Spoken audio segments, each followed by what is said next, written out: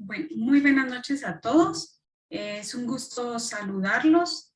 El día de hoy pues tenemos una actividad, como el doctor Arato nos dice, de viernes académico, y para esta ocasión me complace mucho en presentar a dos personas que tenemos el gusto de escucharlas.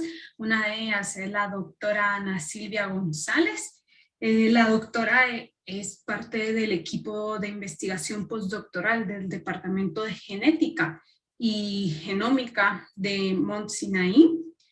También tengo el gusto de presentar a la siguiente expositora, que es Claudia Rangel. Ella es química bióloga y tiene una especialización en sistemas de gestión de calidad y una maestría en genética biomédica por la Universidad de Leeds. También antes de eso nos hablará un momento el doctor Arato. Creo que quiere hacer algo muy puntual sobre una de las variantes que hemos identificado. Y el tema será, al inicio será Ana Silvia con la parte de variantes, luego Claudia nos presentará sobre los hallazgos que hemos identificado y Ana Silvia concluirá con la parte de filogenia de los resultados que tenemos hasta el momento. Doctora Araton, si gusta, lo dejo en el uso de la palabra. Buenas noches, gracias Narra. Solo quería hablarles un poquito de la variante Delta para familiarizarnos con algunos términos que tal vez vamos a oír ahí y saber por qué sea posible que vaya a ser la variante dominante en la práctica. La Delta se llama B1.617.2. Ese número tal vez lo van a oír en lugar de Delta en algunas ocasiones, así que 617 es el número en medio. Y solo quiero hablarles respecto a la contagiosidad, que esta cepa es más contagiosa. El rol de las cepas, de las variantes iniciales que comenzaron en la pandemia era de 2.5. Y esas 2.5 personas que contagian a una persona que es vulnerable. Entonces, cada persona infectada contagiaba a 2.5 personas más. 10 ciclos de esto, o sea, 10 contagios abajo en todos los grupos, hace que se contagien 9.536 personas. Entonces, estas son las variantes, los crecimientos exponenciales del contagio. Delta, desgraciadamente, tiene un RO de 6. Entonces, después de 10 ciclos, va a contagiar 60.460.176 personas. Entonces, esa es la razón por la cual van ustedes a escuchar mucho de Delta. Otras variantes van a venir más adelante seguramente, mientras no lleguemos a la inmunización en rebaño, que es mal llamada inmunización en rebaño. Y antes hablábamos que necesitamos un 70% de gente vacunada. Eso era con variantes antiguas para llegar a esta inmunización en rebaño. Con esta variante vamos a necesitar un 88% de la población. En Guatemala ustedes saben que está en números muy bajos todavía. Entonces, sabemos también que en las vacunas una dosis de AstraZeneca y una dosis de Pfizer, por ejemplo, no la controlan. Definitivamente no controlan esta variante y hay contagios. Pero después de 2 dosis, el 88% de los vacunados con Pfizer, con vacunación completa de 2 dosis, como ya dije, es el 88% de protección de infección, y con AstraZeneca es un 67%. Entonces, solo para que mantengan estos números en contexto a la hora de oír alguna de la información que van a oír. Muchas gracias, Narra.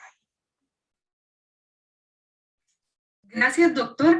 Quizás solo antes de iniciar con Ana Silvia, quisiera solicitarles amablemente que por favor los que tengan algún micrófono encendido o cámara encendida pudiesen apagarlos.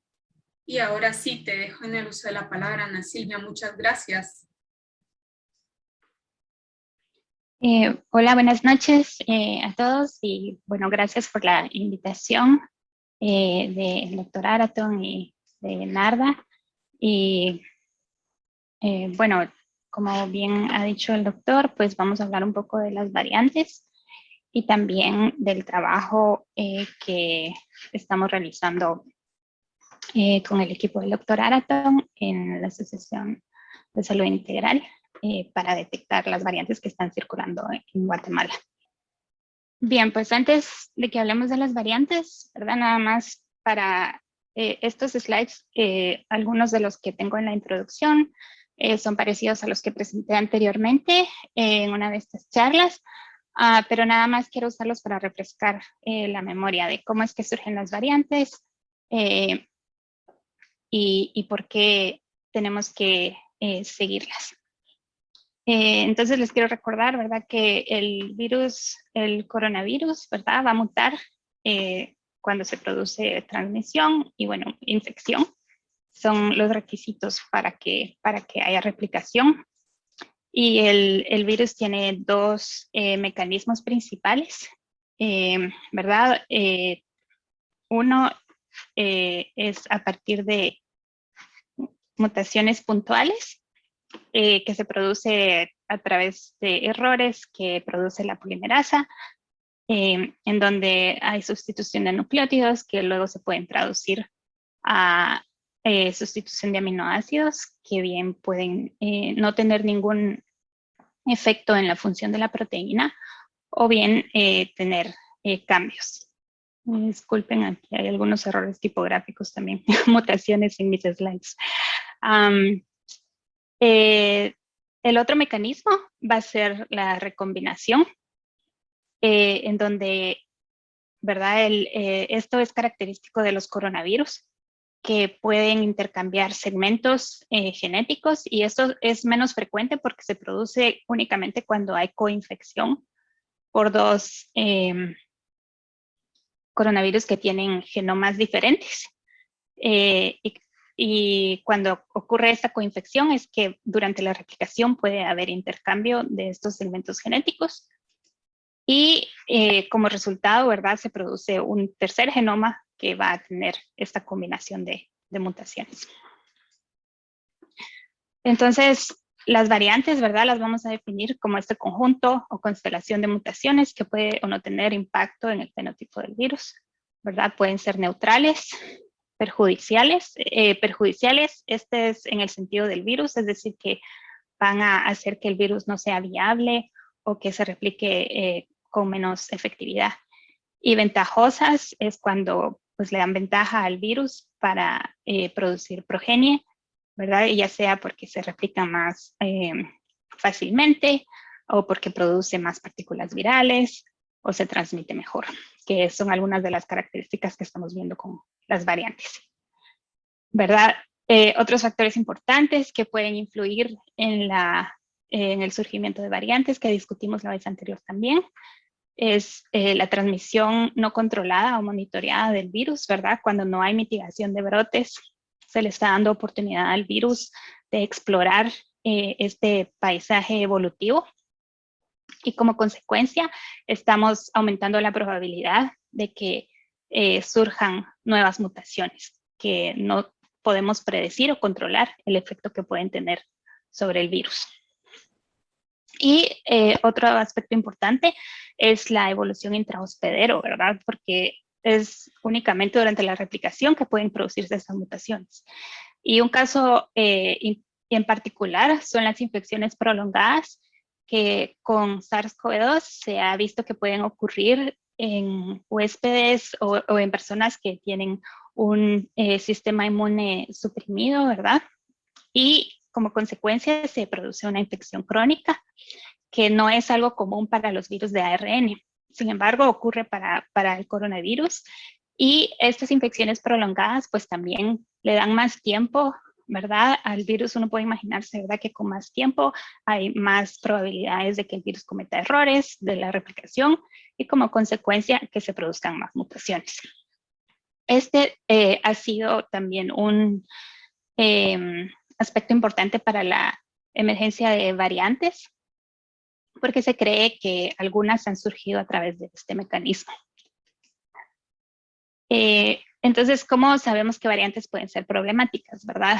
Estas variantes se pueden caracterizar ya sea porque podemos ver un incremento en su detección, ¿verdad? Que no es explicado por otros motivos epidemiológicos, es decir, que no es porque hubo un evento masivo, ¿verdad?, donde había mucha congregación, sino que simplemente se nota un incremento de su detección a pesar de la existencia de medidas de prevención. Estas variantes tienden a poseer mutaciones, ¿verdad?, en genes clave, que pueden ya sea afectar la respuesta inmune, que nos pueden poner en jaque, ¿verdad?, con la vacunación y hacer que entonces tal vez las vacunas que tengamos no sean tan efectivas. Esto lo vamos a discutir más en detalle en el caso de SARS-CoV-2. También estas mutaciones, ¿verdad?, pueden aumentar su replicación e infectividad. Y como les decía, ¿verdad?, puede ser que estas variantes, por algún motivo, dependiendo de los cambios que han sufrido, tengan mayor tasa evolutiva. Y esto puede también impactar cómo se presenta una infección, por ejemplo. Entonces, pues en la virología clásicamente se utilizan los sistemas de clasificación para identificar y asociar variantes o cepas con sus propiedades genéticas o fenotípicas. Debido a la diversidad de los virus, pues cada virus tiene que tener su propio sistema. Entonces, para SARS-CoV-2, varios sistemas de nomenclatura han sido desarrollados por varios grupos y pues todos estos fueron adoptados en el campo. Como resultado, cada variante tiene varios nombres y me imagino que las han escuchado en todas sus versiones y si uno no las está revisando constantemente es muy fácil perderse entre cuál es cuál, ¿verdad? La OMS, ¿verdad?, la Organización Mundial de la Salud, ha tratado de unificar y simplificar estos sistemas, asignando letras del abecedario griego a las variantes de mayor relevancia. Entonces, entre estas van a estar las variantes preocupantes o de preocupación, ¿verdad?, que ya hemos escuchado desde finales del año pasado, alfa, beta, gamma y delta. Y por otro lado están las variantes de interés. Estas variantes de interés van a compartir algunas de sus características o mutaciones con las variantes de preocupación, pero no cumplen todos los criterios para preocupar, por ejemplo, ya sea porque se mantienen en baja prevalencia o solo están restringidas a ciertas partes del mundo. Entonces, para hablar y entender cuáles son esos criterios que diferencian a estas variantes de preocupación, nos vamos a tener que entrar un poco en la biología del virus. Yo sé que es viernes al final de la semana y no se preocupen que no vamos a entrar tanto en detalle, pero aquí nada más quiero mostrar un esquema del ciclo de replicación intracelular, porque este consiste de varios pasos, ¿verdad? Y las mutaciones pueden ejercer efecto en las funciones de las proteínas que son importantes para cada uno de estos pasos. Entonces, primero está, ¿verdad?, la entrada celular. Y aquí uno de los componentes principales que me imagino ya todos están familiarizados también es la proteína de la espícula o spike. Y, por ejemplo, hay algunas mutaciones, por ejemplo, en la variante alfa, que tienen la capacidad de cambiar la estabilidad de esta proteína. Esta proteína es bastante flexible, lo que permite al virus, se cree que esta flexibilidad permite al virus como explorar un poco más la superficie celular para poder unirse al receptor. Sin embargo, la variante alfa posee una mutación que estabiliza un poco más esta proteína y al mismo tiempo hace esa unión con el receptor un poco más eficiente. Ahora, el resultado de estos cambios físicos y bioquímicos es que más partículas virales van a ser más exitosas en encontrar y pegarse a ese receptor. Y como resultado, la dosis de infección para la variante alfa, por ejemplo, es menor que para otras variantes. Y esto explica un poco por qué esta variante es más infecciosa.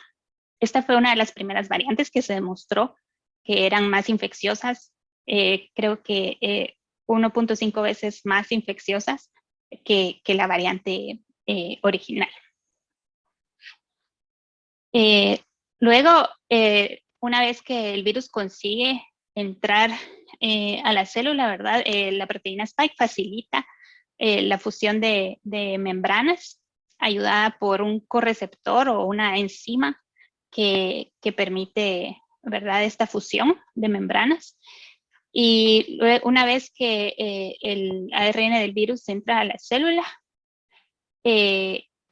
aquí es donde ocurren cambios intracelulares también. El virus va a tener diferentes mecanismos para contrarrestar la respuesta inmune. Uno de ellos es que suprime la transcripción y el transporte de transcritos del hospedero, ¿verdad? Del ARN mensajero que está produciendo el hospedero. Impide que este ARN mensajero sea traducido a proteínas y que las proteínas salgan a alertar a otras células de que hay una infección. Esto es importante, ¿verdad? Porque permite enmascarar esa infección celular y es importante en los ciclos tempranos de replicación del virus para maximizar, ¿verdad?, esa replicación. Aquí la variante alfa también posee una mutación que suprime más la respuesta inmune de interferón y como consecuencia pues también hay una menor señalización a las células vecinas para alertarlas de la infección. Esta señalización va a ocurrir más tarde, pero tal vez un poco más tarde de lo que debió haber sido para que la respuesta inmune fuera más exitosa en suprimir al virus. Y esta es otra de las razones también por las cuales se cree que la variante alfa produce una mayor carga celular y también lo cual ayuda también a que esta variante sea más transmisible. Y también para la variante alfa, esto influye también en que si hay más replicación intracelular y más infección, mayor carga viral, también es posible que esto influye en la severidad de la infección. Entonces, no es necesariamente que el virus sea más peligroso porque tiene una proteína que tal vez lo hace más peligroso, sino es más por estas propiedades de cómo entra a la célula y cómo se logra esconder, digamos, de la respuesta inmune. Luego también, pues, puede ocurrir remodelación dentro de la célula, es decir, el virus convierte la célula como en su propia fábrica y a consecuencia de eso secuestra, ¿verdad?, todo el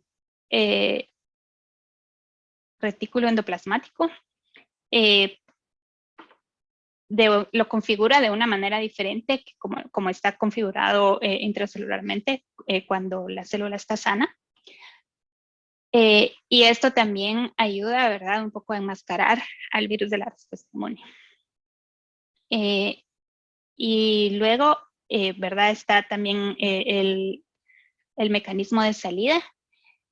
Y aquí es importante también porque cuando el virus sale, tiene que ser, digamos, activado para que pueda infectar a otras células. Aquí, cuando va en las vesículas para salir de la membrana celular, aquí había un icono. Tiene que ocurrir un corte por la enzima furina.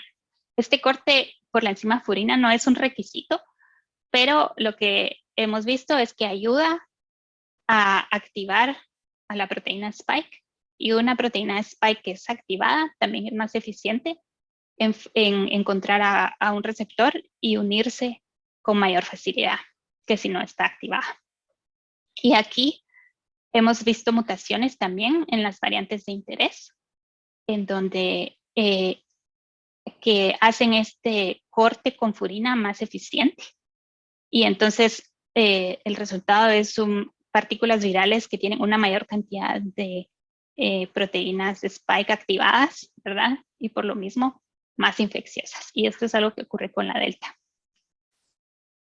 Y bueno, otros cambios, ¿verdad? Que como consecuencia de los cambios que ocurren en la proteína spike, también esto puede debilitar la respuesta inmune preexistente hacia el coronavirus. Y esto es lo que preocupa en el caso de las vacunas. Entonces, por su rol en, ¿verdad?, en la entrada celular, en garantizar una infección exitosa, es que la proteína spike es el centro de interés, ¿verdad?, en estas variantes, ya que posee estos diferentes dominios. Y como pueden ver aquí con los puntos en rojo, ¿verdad?, las diferentes variantes poseen cambios en estos sitios en común. Un poco más en detalle, ¿verdad? Esta es la misma proteína spike a mayor resolución. Esta proteína está rodeada de azúcares y estos azúcares son derivados del huésped. Y la función que tienen estos azúcares es también enmascarar la proteína de la respuesta inmune para que no sea detectada como una proteína foránea, sino que, ¿verdad? Las células que vigilan el sistema respiratorio, por ejemplo, que también está cubierto de azúcares, van a pensar que es otro azúcar más, ¿verdad? Y que no hay que preocuparse. El único dominio de la proteína que no está enmascarado por estos azúcares es el que se une al receptor de las células. Y es como consecuencia, ¿verdad?, de esto que el virus puede encontrar el receptor. Pero al mismo tiempo, la célula sí puede desarrollar anticuerpos hacia esta región y neutralizar al virus, es decir, impedir que infecte a otra célula. Sin embargo, ¿verdad?, el SARS-CoV-2 durante los meses que han pasado desde que surgió, ha demostrado que posee una alta plasticidad en esta región, ya que hemos visto que tolera varias mutaciones y que no siempre podemos predecir en dónde estas mutaciones van a ocurrir. Y estas mutaciones, como expliqué anteriormente, ¿verdad?, pueden aumentar la afinidad por este receptor, ¿verdad?, incrementar su procesividad por las enzimas, y esta no puede ser solo una mutación en un residuo, sino pueden haber mutaciones sinónimas en el sentido de que van a tener la misma función, no necesariamente que no cambien el aminoácido. Y esto es lo que está demostrado aquí de una manera lineal, ¿verdad?, de los genomas. Entonces tenemos las 4 variantes y como pueden ver, la delta comparte algunas de estas mutaciones, pero también poseen otras mutaciones en la región N-terminal, por ejemplo, de la proteína, que también es importante para la respuesta inmune. Este es un blanco clave también de la respuesta inmune, no solo el lugar de unión al receptor. Como les comentaba, pues también está el sitio de corte de la furina, que hemos visto que aumenta la infectividad de las variantes cuando existen estas mutaciones, en particular de la delta también. Voy a mostrar en una siguiente diapositiva esta mutación P681R.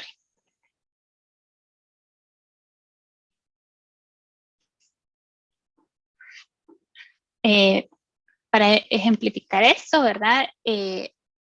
Aquí nosotros participamos en un estudio para caracterizar estas propiedades y como pueden ver, bueno, aquí están las imágenes microscópicas de esta es la variante kappa, que es relacionada a la delta, pero las dos comparten la misma mutación.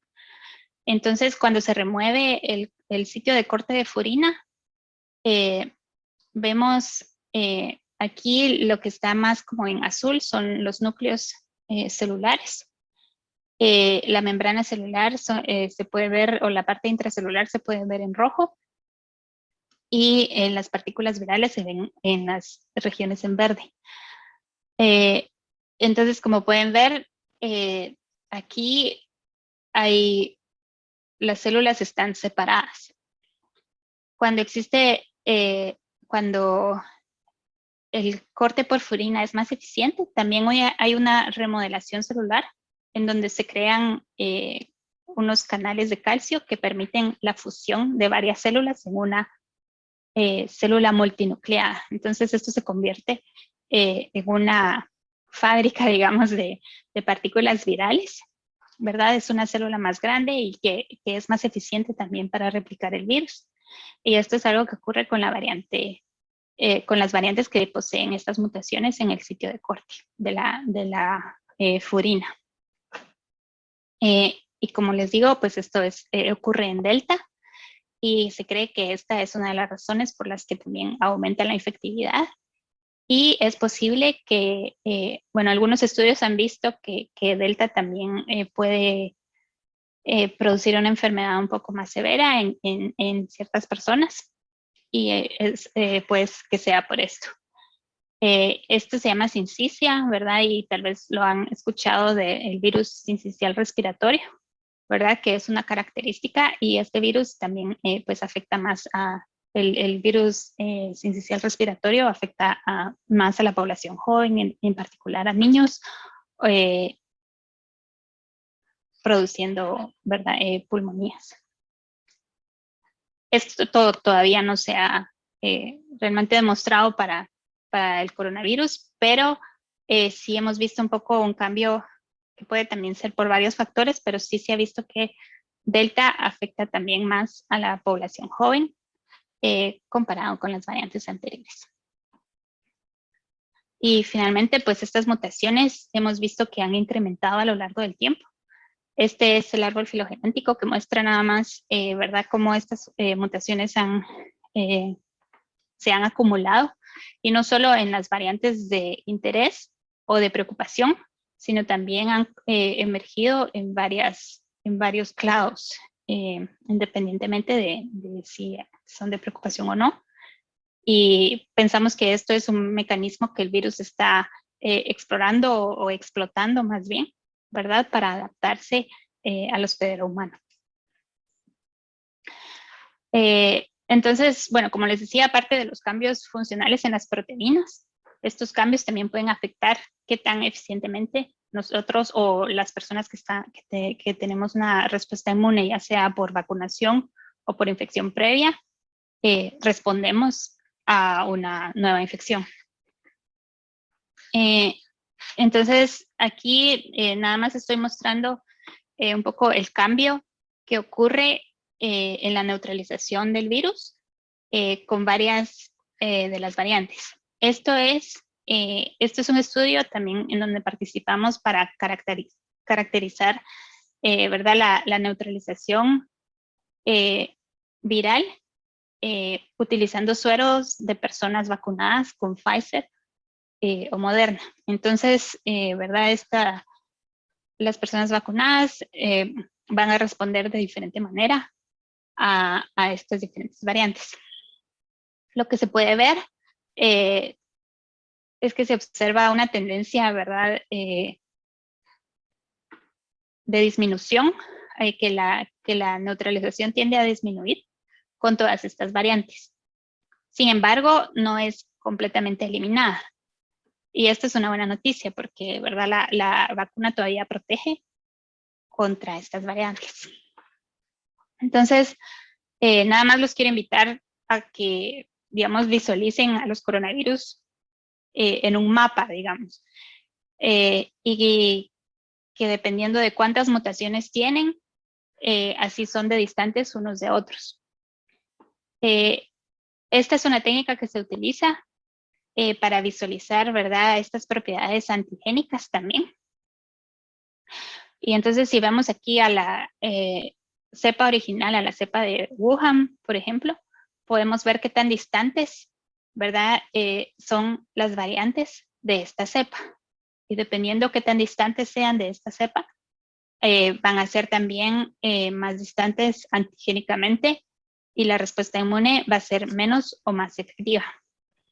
Como pueden ver en esta gráfica, ¿verdad? La que ha estado más lejana hasta el momento es la beta, que fue una variante que surgió en Sudáfrica, pero no logró esparcirse con tanta eficiencia como lo hemos visto, por ejemplo, con la delta o con la alfa, afortunadamente.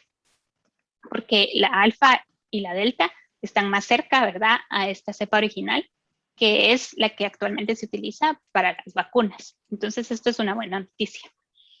Esta técnica permite, ¿verdad?, ver que cuando hayan nuevas variantes que surjan, qué tan distantes están, y también nos van a informar si ya es momento o no de actualizar las vacunas.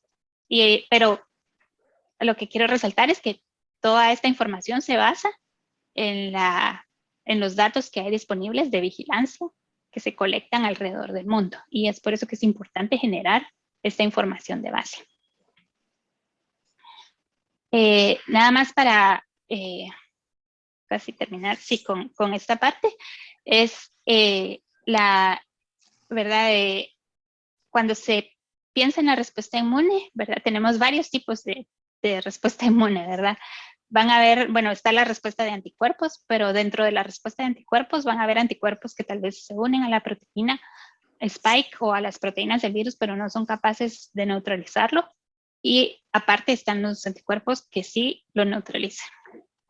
Esta distinción es importante porque no todos los anticuerpos son iguales, ¿verdad? Y esto en un estudio que se hizo también en personas vacunadas 6 meses. ¿Hay alguna pregunta? A ver. Ok. ¿Verdad? Por si hay... en personas que fueron vacunadas 6 meses después de la vacunación, se midió la respuesta, y a pesar de que sí hubo cierta disminución en esta respuesta inmune, lo que se vio es que los anticuerpos neutralizantes son más robustos, es decir, se mantienen por más tiempo, a pesar de que los anticuerpos que no neutralizan bajan a mayor velocidad. Y otro aspecto importante es que a pesar de ser anticuerpos que están dirigidos a la cepa original, pues sí bajaban más o protegían menos, digamos, de las variantes, pero estos anticuerpos que neutralizaban no disminuían tanto como los que no neutralizaban. Entonces eso es muy importante también y muy buena noticia, porque demuestra que las vacunas son bastante robustas en ese sentido. Ahora ya, ¿verdad? Para hablar de la variante Delta, ¿verdad? Todos estos cambios que vimos funcionales, ¿verdad? Que han sido resultado de varios estudios, pues que indican, ¿verdad? Como bien lo mencionó el doctor Araton, ¿verdad?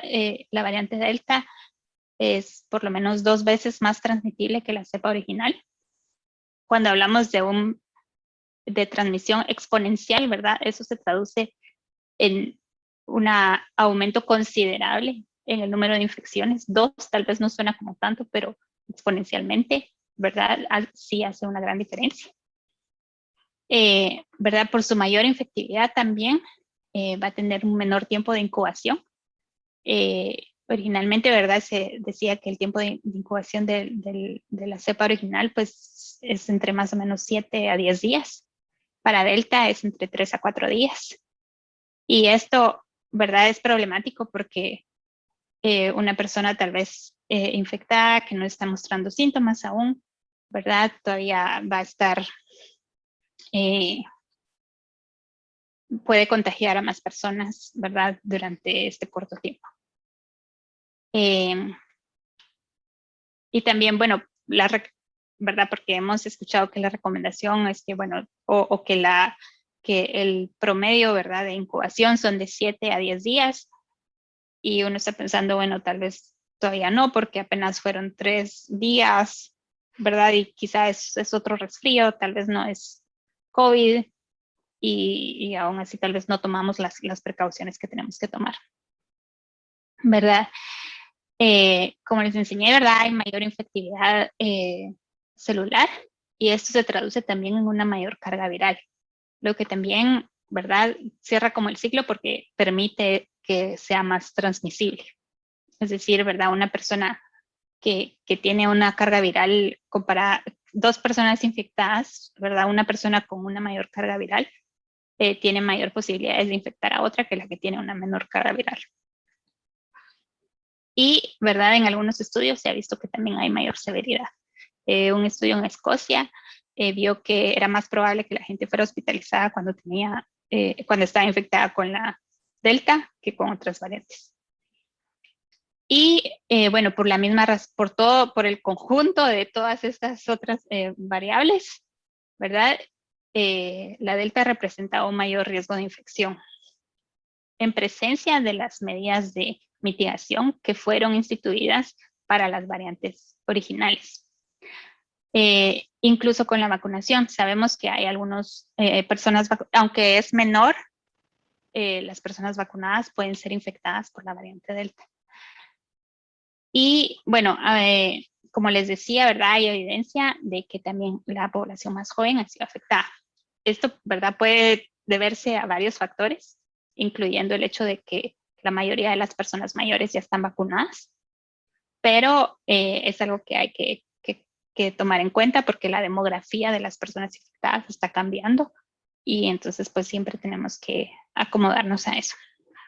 Y como pueden ver aquí en este gráfico, solo quería mostrar, ¿verdad?, que pues han surgido varias variantes, pero ninguna ha logrado dominar por completo. Sin embargo, con Delta es algo que estamos viendo, e incluso aquí en Nueva York hemos visto que ahora tal vez el 95 al 99% de las muestras que estamos secuenciando son Delta. Aún vemos circulación de las otras variantes, pero en mucha menor medida. Y es por eso que es importante también seguir, no asumir, ¿verdad?, que ya todo es Delta o que no, porque siempre puede haber circulación críptica, ¿verdad?, de otras variantes. Entonces, bueno, otro aspecto que quería mencionar, ¿verdad?, es que las variantes, pues, han habido varios ensayos, ¿verdad?, que se han desarrollado para su detección, y pueden ser detectadas por PCR, pero el problema es que los PCRs que están dirigidos a variantes solo están dirigidos a las variantes que se conocen. Entonces, no podemos perder de vista si hay nuevas variantes que están surgiendo que no son capturadas por estos cebadores. Entonces, pues siempre hay que estar actualizando. Por otro lado, la secuenciación es agnóstica a las variantes. Es decir, que no depende, ¿verdad? No tenemos que saber qué es lo que está circulando para poder secuenciarlo. Entonces, esto nos permite detectar mutaciones emergentes. Pues siempre hay que hacer revisión de cebadores, pero los protocolos que estamos utilizando actualmente han probado ser bastante robustos, pero es algo que siempre hay que mantener en cuenta, que hay que revisar los métodos, ¿verdad? Y mantener actualizando el protocolo. Y bueno, una desventaja sí es que es más costoso que el PCR y que es muy difícil hacerlo para cada muestra que es positiva.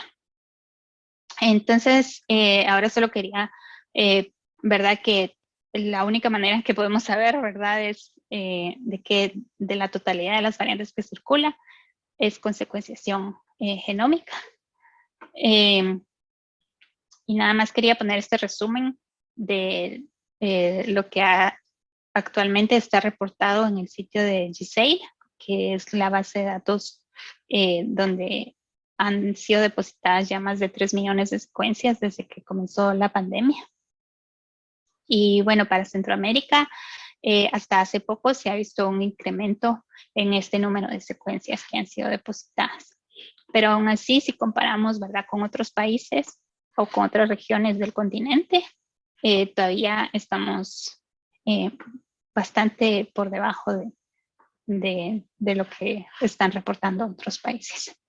Entonces, esto es importante revisarlo constantemente, ¿verdad? Para no solo para, bueno, decir, sí, tenemos que secuenciar más, pero también para alertar a otros, ¿verdad? O, por ejemplo, para proponer nuevos proyectos, ¿verdad? De que hay una falta, ¿verdad? De datos en esta región del mundo. Y ya que hemos visto cómo las variantes pueden surgir básicamente en cualquier parte del mundo, esto es algo que concierne no solo al área centroamericana, sino también al resto del mundo, ¿verdad? Entonces, como síntesis, ya para dar paso a Claudia para presentar los datos, ¿verdad? Es primero que la vigilancia epidemiológica nos va a permitir identificar a estas variantes, ¿verdad? Únicamente con la existencia de estos datos de vigilancia es que podemos ver qué regiones genéticas, ¿verdad?, están bajo presión selectiva, ¿verdad? Si es la spike, si es la polimerasa, ¿verdad? O qué otras proteínas. Y esto nos permite identificar blancos para el diagnóstico, para vacunas, para tratamientos virales. Y bueno, el virus o cualquier virus, ¿verdad?, no va a terminar de mutar. Entonces, esta continua evolución hace necesario que el monitoreo no sea solo, ¿verdad?, una fotografía en un cierto momento, sino que tiene que ser un esfuerzo longitudinal a largo plazo. Las buenas noticias, ¿verdad?, es que a pesar de las variantes, la respuesta inmune es robusta y también evoluciona y se adapta a lo largo del tiempo para mejorar su afinidad y especificidad, ¿verdad? Les mostraba con la respuesta de anticuerpos, ¿verdad?, que los neutralizantes son más robustos que los no neutralizantes, y esa solo es una parte, porque también tenemos la respuesta celular, ¿verdad?, las respuestas de las células T, que son, esta es una de las razones por las que una persona vacunada está mucho más protegida que una persona que no tiene ninguna inmunidad preexistente. Entonces, y a pesar de las variantes, ¿verdad?, como les mencionaba, pues las vacunas todavía protegen contra enfermedad severa y contra la muerte. Entonces, únicamente con la vacunación es que vamos a poder lograr salir de esta pandemia. A través de los estudios, ¿verdad?, de secuenciación genética, pues ahora podemos saber que está circulando en Guatemala, y esto es importante, ¿verdad?, para evaluar la efectividad de las medidas de control a largo plazo. Y aquí es donde Claudia les va a presentar un poco de qué es lo que han encontrado. Gracias, Ana Silvia. Creo que las preguntas las dejaremos hasta el final de las conferencias. Y entonces ahora sí damos paso a Claudia. Gracias, Narda. Buenas noches y gracias, Ana Silvia, por compartirnos toda esta parte para comprender mejor los datos que vamos a presentar a continuación. Entonces, pues yo les voy a contar un poco sobre el proyecto que estamos realizando, que se titula Análisis Descriptivo de COVID-19 mediante secuenciación del genoma completo de SARS-CoV-2 en Guatemala. Y este proyecto pues está siendo llevado a cabo por la Asociación de Salud Integral y la Clínica Familiar Luis Ángel García. Este proyecto se empezó a planear en mayo del año pasado y pues uno de los retos que tuvimos fue los recursos para poderlo realizar. Entonces esto nos demoró un poco para poder empezar a hacerlo hasta este año, pero tuvimos la suerte de contar con fondos privados de un donante que nos apoyó en la compra de reactivos, insumos y equipo también complementario para poder realizarlo. Nuestra meta es secuenciar, bueno, cuando se inició el proyecto era secuenciar 750 muestras durante un año para ver cómo estaba la circulación de los linajes en el país. Y los objetivos que teníamos trazados pues eran obtener las secuencias, identificar los linajes de los virus circulantes, realizar un análisis filogenético para establecer rutas de importación y rutas de transmisión comunitaria, y también comparar los genotipos con las variables sociodemográficas, epidemiológicas y clínicas de los pacientes.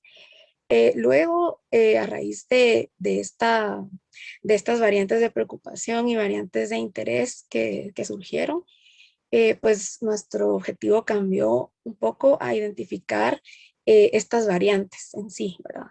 Enfocarnos en ellas y hasta el momento pues llevamos secuenciadas 270 muestras. Estas muestras han sido referidas por el Laboratorio Nacional de Salud, por el Hospital General San Juan de Dios y el Hospital Herrera y Erandi. A todos ellos pues les agradecemos su cooperación con facilitarnos estas muestras, las fichas epidemiológicas y ser parte de la logística de este proyecto. Nosotros, bueno, algo muy importante es que esta secuenciación se está realizando aquí en Guatemala, en las instalaciones del Laboratorio de Biología Molecular de la Clínica Familiar y de ASI. Y es algo que nos tiene muy contentos porque como bien mencionaba Ana Silvia, ¿verdad? Nuestros países no están reportando la cantidad de secuencias que se está reportando afuera. Y pues hemos tenido la oportunidad, por ejemplo, el Laboratorio Nacional ha podido enviar algunas muestras a secuenciar afuera, pero también es importante que lo podamos realizar acá en el país. Y pues nuestro proceso incluye varias etapas. La primera de ellas es la recolección de las muestras, que son tanto extractos de ARN, como también las muestras primarias de los hisopados nasofaríngeos. Y estas pues tienen que cumplir con ciertos criterios para poder incluirlos en el proyecto. Por ejemplo, principalmente, ¿verdad? Ser positivas para la prueba de PCR y tener un CT menor a 25, porque de esta forma nosotros garantizamos que la carga viral sea suficiente para poder obtener una buena eficiencia en la secuenciación. Y también pues contar con, por ejemplo, ficha epidemiológica para tener datos importantes como por ejemplo edad, sexo, si el paciente ya estaba vacunado, si tiene antecedentes de viaje y estas cosas que nos sirven para la epidemiología de la enfermedad. Luego, pues tenemos la parte de realizar las bases de datos, asignación de códigos a estas muestras y la parte de la extracción del ARN, que es el material genético que va a ser secuenciado. Luego tenemos, una vez tenemos los extractos de ARN, pasamos a la parte de cuantificarlo, ya que este es como un filtro para nuestro proceso. Si la cantidad de ARN es suficiente para poder pasar a la preparación de las muestras, entonces las muestras pasan este filtro. Luego tenemos la preparación de las bibliotecas, que esto es en sí ya la preparación de la muestra para poder ser secuenciada. Este proceso es tardado. Nosotros por cada corrida más o menos tardamos 4 días completos, ¿verdad? Trabajando 7 horas en el laboratorio. Entonces sí es, dependiendo del número de muestras, pues es más tardado. Y luego tenemos la parte de determinar la calidad de estas bibliotecas para saber si son aptas para meter ya a secuenciar y tener nosotros la seguridad de que sí vamos a obtener secuencias eficientes. Luego, pues ya tenemos la preparación en sí de la secuenciación. Esto es el día 5 y la secuenciación en sí en el equipo, que se tarda más o menos 16 a 20 horas, ¿verdad? Y una vez tenemos los datos que genera el secuenciador, toca hacer el análisis de datos, donde tenemos que estos archivos que nos genera, ensamblarlos para tener ya la secuencia consenso de cada una de las muestras y utilizando estos softwares para poder determinar las variantes que tiene cada muestra en comparación con la variante original de Wuhan y así poder determinar a qué linaje corresponde. Entonces, una vez ya les mostré un poco del proceso, vamos a ver los resultados que tenemos hasta el día de hoy. Y tenemos que se han detectado variantes de preocupación. Hemos detectado la variante alfa en una muestra. Esta detección se realizó en abril de este año y al tener este hallazgo, pues se informó a las autoridades y ellos ya emitieron la alerta epidemiológica en este mes. Luego también hemos detectado la variante gamma, cuyo linaje es este, en 22 de las 270 muestras que hemos secuenciado hasta el momento. Esta detección se hizo el 9 de agosto de este año. Y pues esta alerta epidemiológica ya había sido hecha por el Laboratorio Nacional un tiempo antes, ¿verdad? En una de estas muestras que secuenciaron. Y luego la variante Delta, que fue detectada hasta el momento en 44 muestras, y esta detección también se realizó el 9 de este mes. Y pues igual, ¿verdad? Se avisó a las autoridades y se emitió la alerta epidemiológica correspondiente. Luego, con las variantes de interés, ya detectamos la variante lambda. Esta variante fue detectada en 2 muestras del total y fue realizada el 16 de este mes, que también hace poco, ¿verdad? Fue emitida esta alerta epidemiológica. Y estos son otros linajes que hemos detectado que no están catalogados como variantes de preocupación ni de interés. Y más o menos la frecuencia en la que los hemos detectado. Por ejemplo, una de las más comunes es esta A25, la B1, que esta fue la primera que se tuvo acá en el país. Esta también está algo frecuente, la B1 628, B1 368. Y acá quería mostrarles un poco cómo está distribuido a lo largo del tiempo las muestras que nosotros hemos trabajado, ¿verdad? Estas 270. Y las hemos dividido en periodos de tiempo. Por ejemplo, en la primera barra tenemos agrupadas muestras del año 2020, que son muestras de marzo, junio, julio y septiembre de 2020.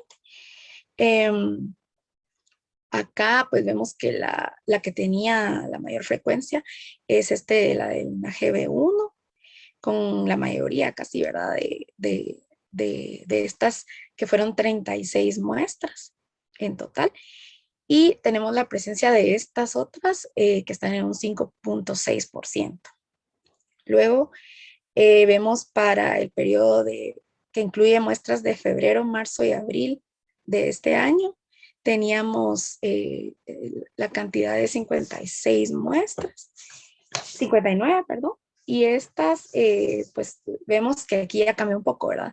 Este linaje que era el que estaba predominando acá en el 2020, bajó a un 11.9%, y el que pasó a mayor frecuencia fue el B11 368. ¿Verdad? Vemos que todavía permanece, y aquí vemos la aparición del A25. Luego, justo en este periodo, fue que se detectó la variante alfa en una muestra que fue tomada en el mes de abril. Y como les digo, solamente en una de las muestras. Luego, para el mes de junio de este año, vemos también que cambió, ¿verdad? Un poco acá vemos que este linaje A25 pasó a ser el 50% del total de estas muestras. Y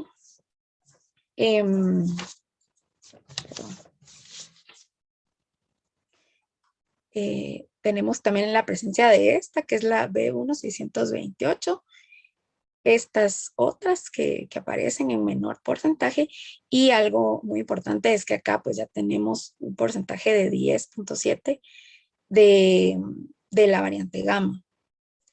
Acá, como les digo, fue que se detectaron estas muestras, y otra importante es que aquí dentro de este mes fue tomada la primera muestra que fue detectada con la variante lambda. Acá, en el mes de julio, vemos que también un poco de cambios, ¿verdad? Siempre permanecen las variantes gamma con un 14%, un poquito más alto que el mes anterior. Acá vemos que la A25 bajó un poco su porcentaje, y esta B1628 se mantiene presente, aunque en menos porcentaje. Y acá pues fue cuando tuvimos la sorpresa que la variante Delta apareció en un 35.1%. Acá nosotros, bueno, aquí van incluidas 2 corridas, si no estoy mal, y entonces en la primera corrida fue que obtuvimos 14 muestras de 58 que habían sido secuenciadas en esa corrida, y pues que fue bastante, ¿verdad? Fue impactante para nosotros, y vemos que en el mes de junio pues no habían todavía reportes de la variante Delta. Fue hasta el mes de julio que ya se encontraron, y en un alto porcentaje. Entonces vemos acá que, por ejemplo, esta que era la más frecuente, pues al parecer está siendo un poquito desplazada por esta otra. Y luego bueno, aquí tuvimos la segunda muestra donde detectamos la variante lambda. Acá, bueno, lo importante también aquí es que esta primera que se detectó era de una persona extranjera, no era de aquí de Guatemala, mientras que esta sí ya era de una persona de aquí de Guatemala y del interior del país. Entonces, eso también es importante verlo y estar monitoreando cómo va a ser este mes de agosto en cuanto a estas variantes. Para el mes de agosto, pues por el momento solo tenemos los datos de 5 secuencias, entonces pues no podemos todavía sacar tanta conclusión sobre este mes. Ya con más datos vamos a poder completar esta información, pero de estas 5 muestras que tenemos de agosto, 4 eran variantes Delta y una era esta B1628 que todavía se mantiene presente.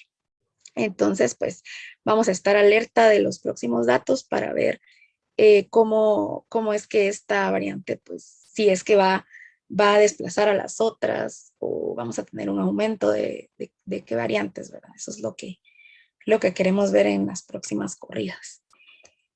Y, bueno, sí, como mencionaba Ana Silvia, pues es muy importante esta generación de secuencias para aportar la información acá, sobre todo en esta base mundial. Y lo bueno es que nosotros ahorita ya tenemos 489, así como Guatemala, ¿verdad? Tenemos 489 secuenciaciones, que estas han sido aportadas por Laboratorio Nacional de Salud, que ha enviado muestras afuera, que ha secuenciado ellos también algunas. Y nosotros acá, que también hemos estado, todavía nos falta subir varias, pero estamos en ese proceso de subir esta información para tenerla disponible acá y poder así también evaluar esta información y sacar, como dijo Ana Silvia, ¿verdad? Conclusiones, tomar decisiones en cuanto a salud, qué vamos a hacer, las vacunas, medidas de prevención. Esto es muy importante. Entonces, pues nosotros estamos muy contentos de poder estar realizando, como les digo, este proyecto y procesar las muestras acá en Guatemala, que es algo que no se tenía y que es muy importante poderlo hacer, poder contar con estos datos propios. Acá pues les quería compartir a los miembros de nuestro equipo del proyecto. Tenemos al doctor Eduardo Araton, quien es el director de Clínica Familiar Luis Ángel García. También está la doctora Ana Silvia González, que ella pues nos está apoyando en la parte de los análisis filogenéticos de estas muestras. Y tenemos también la colaboración del licenciado César Conde, jefe del Laboratorio Nacional de Salud, la doctora Telma Govern, jefa del Departamento de Epidemiología del Ministerio de Salud. Acá tenemos al equipo del Laboratorio de Biología Molecular de la Clínica Familiar. Acá pues estaban todos los licenciados bioquímicos y microbiólogas, químicos biólogos, que somos parte de este laboratorio y trabajamos tanto para sacar la rutina de la clínica, ¿verdad? Las pruebas que siempre corremos, como ahora que estamos realizando este proyecto. Y también está la licenciada Anisela Mercado, que es la coordinadora de nuestra unidad de diagnóstico. Y también tenemos al Departamento de Investigación y Desarrollo de ASI y Clínica Familiar, que son también un grupo de químicos biólogos que nos apoyan en la parte de la logística, de conseguir las muestras, las fichas epidemiológicas, los datos, y que también nos van a apoyar en la parte estadística, ya cuando tengamos pues todos los datos y podamos generar toda esta información que es necesario tener. Entonces, muchas gracias por su atención. Igual ahorita las dejo nuevamente con la doctora Ana Silvia, que nos va a presentar los resultados que tenemos también del análisis filogenético en la parte que ella nos ha estado apoyando.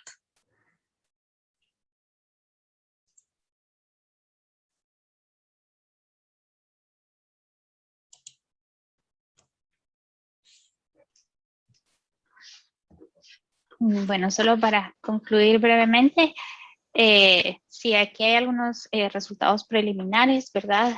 Cabe mencionar, ¿verdad?, que estos datos van a ir cambiando a medida que se acumule pues, más información, ¿verdad?, que haya más secuencias y también dependiendo de qué sitios contribuyan también con muestras para secuenciar.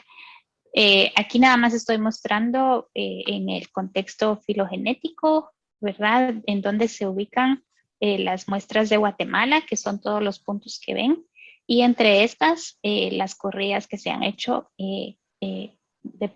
por parte del proyecto. Entonces, ¿verdad?, están las primeras corridas que comprenden muestras del año pasado, así como muestras de principios de año. Y luego las corridas más recientes, que después de que se cambió el enfoque del proyecto, ¿verdad?, para monitorear las variantes que circulan actualmente, ¿verdad? Están las muestras que ya son de julio y los primeros días de agosto. Ahora aquí están coloreadas por linajes, ¿verdad? Nuevamente, las que aparecen coloreadas son las que son parte del estudio. Las que están en gris son las de Guatemala, que también están en la base de datos. Y bueno, aquí pueden ver que a partir de esta secuenciación hemos capturado, ¿verdad?, como bien mencionó Claudia, diferentes linajes y que estos linajes han variado a lo largo del tiempo. Y con la información, ¿verdad? Mientras más información tengamos asociada a estas secuencias, más las podemos disectar para saber, ¿verdad?, cómo varía, por ejemplo, la diversidad de los diferentes linajes por cada uno de los sitios que contribuyen con las muestras, ¿verdad? Aquí están las del Laboratorio Nacional en azul, y a pesar de que detectamos linajes similares, sí hay algunos linajes que tal vez solo los hemos detectado en ciertos sitios comparados con otros. Y como pueden ver también así a grandes rasgos, las proporciones de estos linajes también varían un poco. Esto puede también claramente ser afectado por en qué momento, ¿verdad?, se tomó la muestra. Y como hemos visto, ¿verdad?, la diversidad puede variar rápidamente, ¿verdad?, a lo largo del tiempo. Entonces es importante poner toda esta información en conjunto. Finalmente, para una de las últimas corridas, teníamos ¿verdad?, la muestra de la distribución geográfica, y entonces esto también nos permite ver ¿verdad?, variaciones ¿verdad?, en los diferentes departamentos, cuáles linajes están predominando en ciertas áreas y en otras, ¿verdad? Y entonces esta es la fase explorativa, digamos, de los resultados. Y también esto nos sirve para ver qué otra información puede ser interesante colectar. Y nos va a informar más, ¿verdad?, de la dinámica de la transmisión en Guatemala. Y bueno, esto es lo último y ya. Gracias por su atención. Gracias, Ana Silvia. Gracias, Claudia. La verdad es que creo que la información transmitida es bastante interesante. La presentación de las variantes de interés creo que ha venido a dar una vuelta y a poder refrescar algunas cosas que creo que son importantes respecto a la biología propia de los virus. En este momento me gustaría dejar a los participantes, si tienen consultas, creo que en esta ocasión somos bastantes, entonces si van a irlas escribiendo, con mucho gusto yo las trasladaré tanto a Ana Silvia como a Claudia. Entonces, si gustan, damos unos 3 minutos para que puedan hacer sus consultas y ya se las transmito yo. Gracias, Ana Silvia. Gracias, Claudia. Gracias. De nada, gracias, Narda.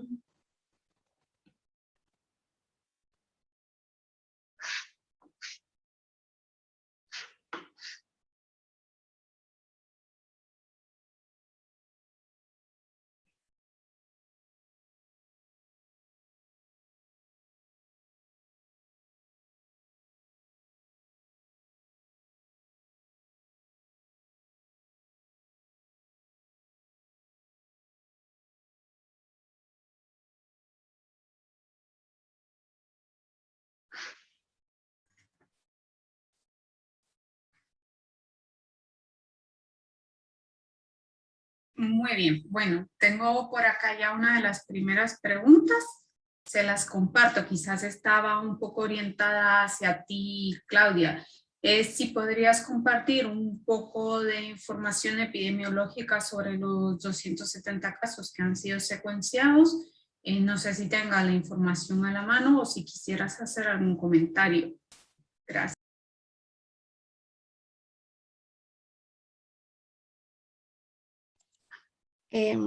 Sí, claro, Narda. Sí, acá tengo algunos que les puedo compartir. Por ejemplo, vamos a ver, la muestra que detectamos la variante alfa, era de la capital de Guatemala.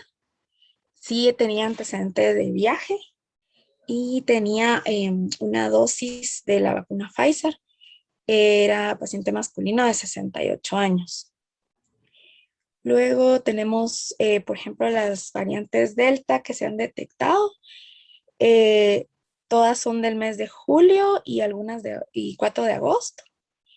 Bueno, lo que se podría mencionar de importancia ahí es que hay casos de reinfección, hay casos con antecedentes de viaje, no todos, ¿verdad? Pero tal vez sí la mitad tenía antecedentes de viaje. Hay personal de salud incluido acá. En cuanto a las vacunas, la mayoría no tenía vacuna. Más que todo los que eran personal de salud eran los que tenían 2 dosis y habían algunas personas que viajaban que tenían una dosis, por ejemplo. Estas variantes Delta, en la primera corrida que se detectaron 14, eran todas de la capital, pero luego en la siguiente corrida ya tuvimos muestras ya así un poco más al azar, ¿verdad? Y estas ya eran de Guatemala, Misco, Antigua, Chiquimula, Matitlán, Alta Verapaz, Totonicapán. Las gamma, también las gamma, bueno, gamma tenemos de junio y de julio, y estas también están ya en el interior del país. Tenemos en Guatemala, San Marcos, Baja Verapaz, Chimaltenango, Huehuetenango, Jutiapa. Acá, vamos a ver en las gamma, algo importante es que entre estas muestras pues teníamos un bebé de 24 días y el resto de muestras sí eran de pacientes entre 22 a 77 años. Luego sobre las variantes lambda, Una es del mes de junio, que era un paciente asintomático y extranjero. Y la segunda era del mes de julio, de una persona que sí tenía síntomas y es del interior del país, de Chiquimula. Entonces, esas son algunas cositas que anoté por ahí que son relevantes de cada una de las muestras que tenían estas variantes de preocupación o de interés. Bien, gracias, Claudia. También tenemos otra pregunta que es, ¿qué cantidad de virus deberíamos de secuenciar para que pudiese ser una muestra representativa? No sé si acá Claudia o Ana Silvia tienen algún comentario. Y tengo otra segunda pregunta antes de abrir el micrófono a los participantes, que es si pueden comentar algo nuevo sobre el impacto de las diferentes variables, de las diferentes variantes respecto a resultados clínicos de los pacientes que tienen la infección. Sí, bueno, de qué cantidad de virus deberían secuenciar va a depender un poco de la cantidad de casos que hayan, ¿verdad? Y no es directamente, ¿verdad?, que sea una proporción específica,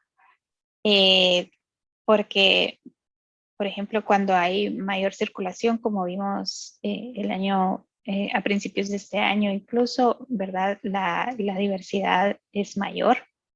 Entonces, cuando queremos capturar más diversidad, ¿verdad?, entonces vamos a tener que secuenciar un poco más.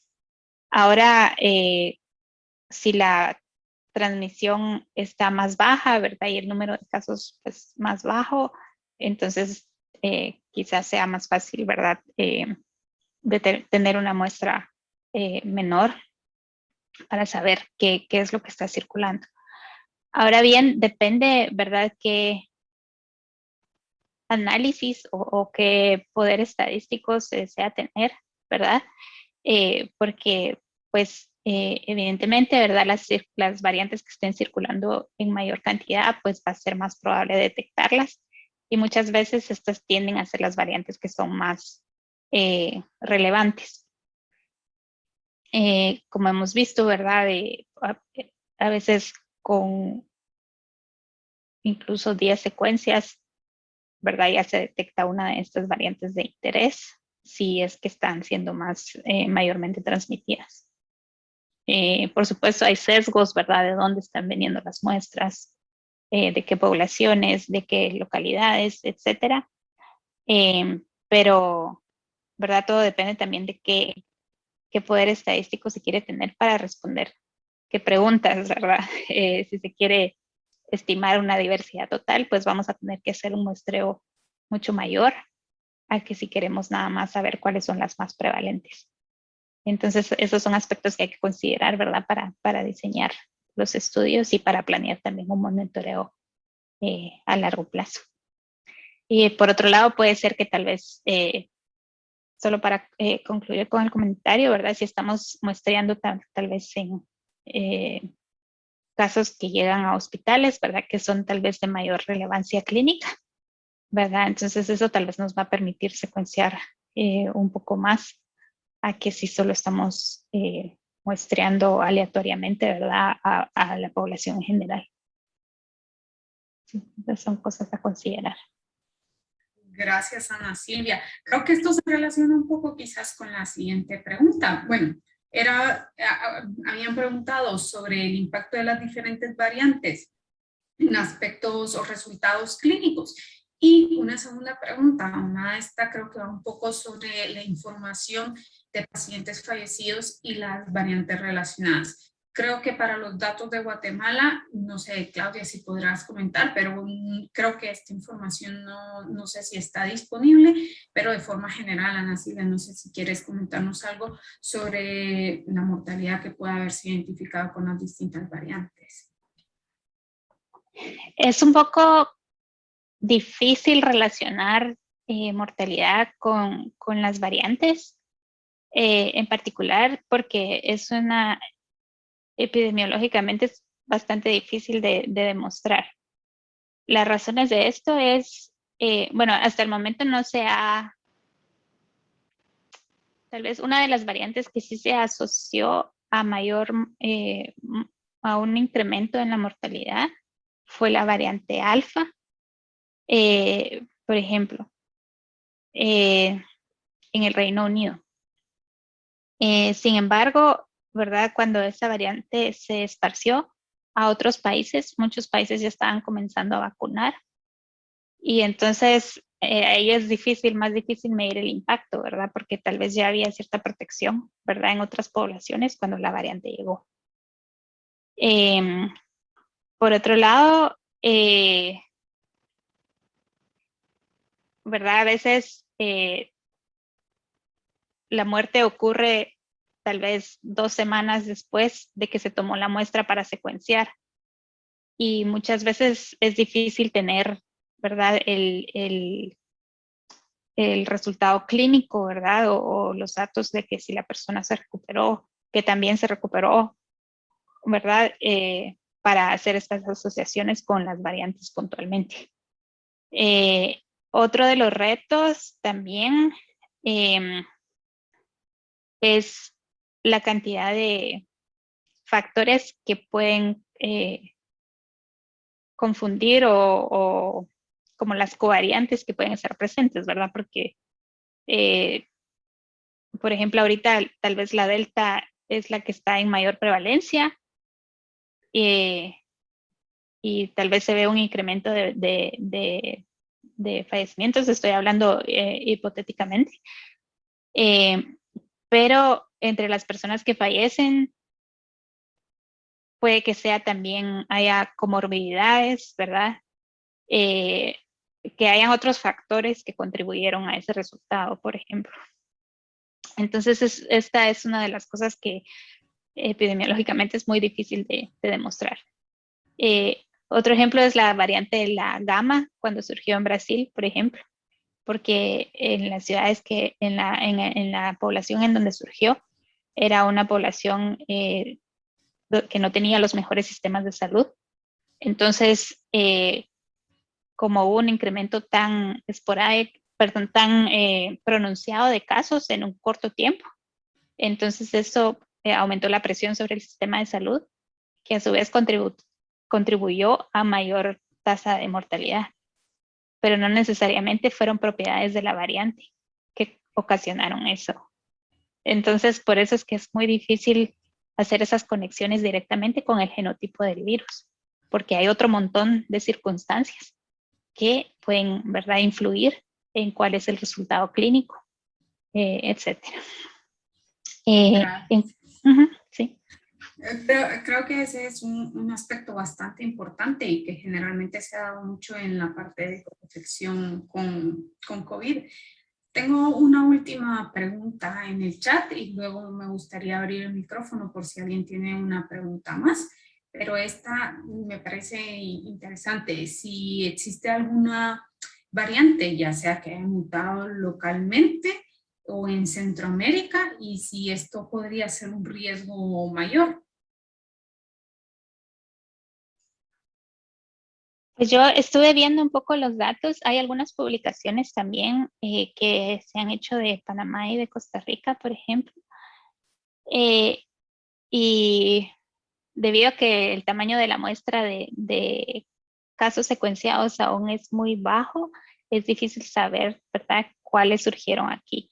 La otra limitante es que los países vecinos, por ejemplo, ¿verdad?, el Caribe o también el norte de Sudamérica, tampoco han secuenciado mucho.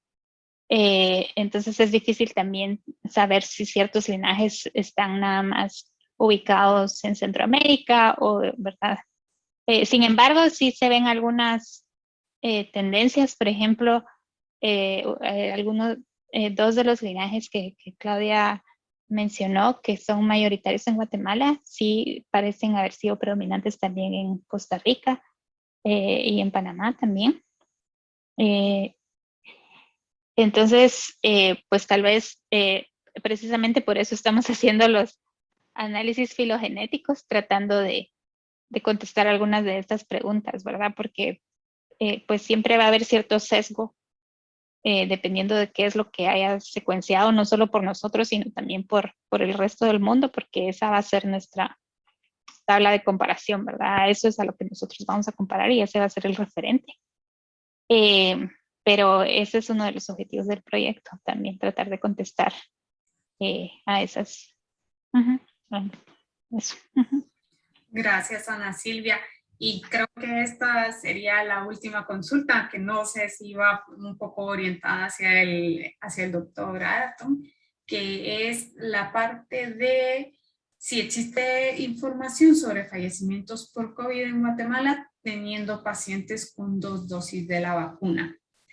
Por cuestiones de tiempo, me gustaría preguntar si alguien tiene alguna consulta adicional para que la pudiésemos ya sea resolver abriendo el micrófono, y si no, esta sería la última, pues por cuestiones de tiempo, principalmente que sabemos, Ana Silvia, que son unas pocas horas de diferencia, pero ya va contando el tiempo.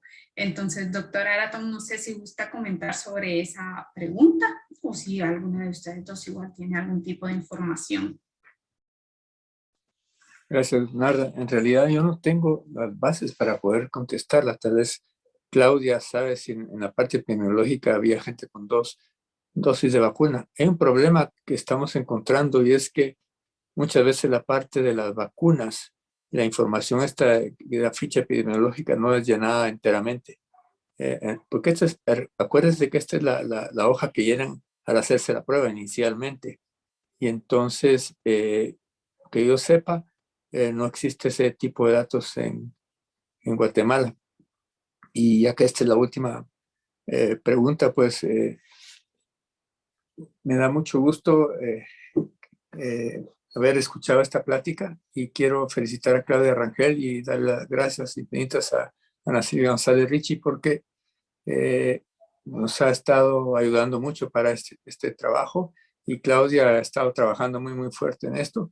Este es un trabajo liderado por mujeres en el laboratorio. También Luz Rivas le está ayudando y hay otras personas que también, pero la que veo yo que está sentada constantemente ahí es Claudia y Ana Silvia nos está ayudando muchísimo para darnos ánimos y para clarificar las dudas que tenemos.